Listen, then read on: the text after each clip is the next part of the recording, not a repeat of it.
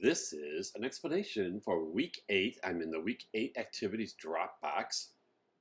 I'm going to walk you through the activities. You're listening to the first activity, so you're almost done with that. Our second activity is always our social emotional learning activity. This week's social emotional learning activity involves the learning about the brain. So you're going to take the quiz below, and you don't have to post your results. It's just for you to see how much you know about the brain. Read the brief articles and explore the websites below. And the activity you are going to do is to create a short and brief video of yourself teaching the hand model of the brain and the workings of the brain. The video should be less than 5 minutes, and it's a selfie, or you can have somebody video you explaining that. And you get that information by reading Dan Siegel's video right here. This is also information about the model of the brain in regards to using your hand to teach kids about the brain using your hand. There's some other resources. The Beautiful Brain is a picture of the West Hemisphere versus the left hemisphere, the right hemisphere versus the left hemisphere. That's interesting to take a look at, the creative part versus the analytical part of the brain. This is a website to teaching elementary level learners about the brain. And this is all about neuroscience, which is about the brain. And of course, I always include the anchor competencies in case you need that as well. But this is the social emotional learning activity this week.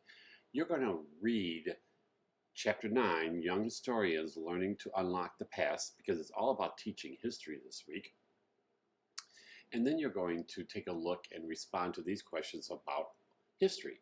What is history? Why is history important? And what should students know and be able to do? You should be able to respond to those questions after reading the chapter and also viewing some short videos here as well. The next activity is, it's all about time. View the video of Tommy DePaolo's book, or now one foot, now the other. Note the sequence of events as written in the book. Now, using the tasks listed on page 291 in our textbook, select a hero in your life and create a timeline. You may select an actual person that you know and consider a hero, or you can locate a book of your hero's life. You're to create a timeline as outlined on page 291. You may also use the timeline template from the internet. I provided some timeline resources here if you need those. And the last but not least independent activity this week is to explore websites for primary sources pertaining to history.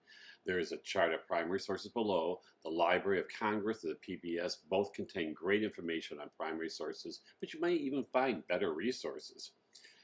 Link the website to this Dropbox and answer the who, what, where, why, and when of primary sources.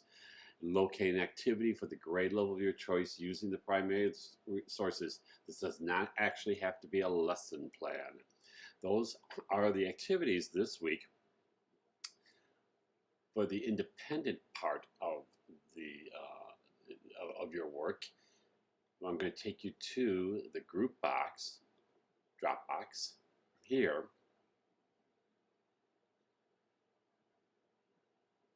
Nope, I took you back to the weekly activities. My apologies. Here's the group box. In the group work this week, you're going to use the scenarios that's found on page 299 through 300 in the textbook. You're going to locate the recommendations made throughout the chapter to engage the students in historical thinking.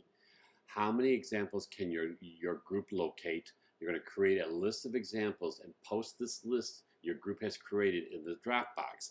Now, you can do that through a Google Docs, you can do that through Prezi, you can do it whatever way works the best for you as a group, but you're all to contribute to this list of examples from the scenario on page 299 to 300 that help to engage students in historical thinking.